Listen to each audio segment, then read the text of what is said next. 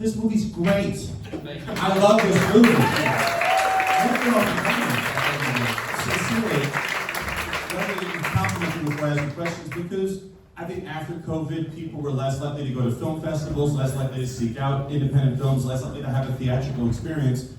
I knew when I watched this on a link the first time that I was so fucking cheated out of the experience of watching it with everyone in the same room. I knew how funny it was, but you're not gonna laugh aloud as much when you're by yourself. All right, take me to the beginning. You wrote it together. What was the seed of the idea? Well, Jono and I had been working on a different feature film that we were trying to get off the ground, and kind of had producers attached and were ready to go, and then a week later, it was March 2020. So everything shuts down, and that's the next film we hope to make, but we ran into some issues with financing, and it didn't feel right. It didn't feel like that was the right film. And we learned a lot through that process and through previous processes about budgeting a film. Like, how much is it actually going to take to make something? How are we going to be able to make that possible?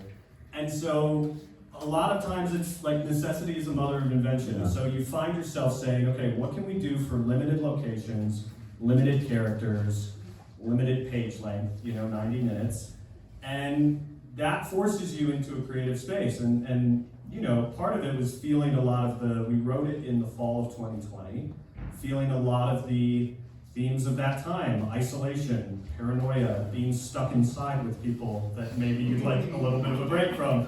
And those made its way in, and then I think a different part of it was Jono and I are now, when we were writing it, we were the age our parents were when they had us. And we feel, and I think a lot of people in our generation feel, further away from parenthood than previous generations do. And you see that reflected in data. Fertility rates are down, lower than they've been in decades, and there's a lot of factors for that: environmental, socioeconomic, but our own ambivalence about this next potential phase of our life that really filled into it. In addition to writing it during the election of 2020 and hearing about Hunter Biden's laptop and Donald Trump Jr. and thinking about these fathers and sons in our national discourse, and what would it look like if there were the means to prevent someone like Donald Trump from having children? What would that look like?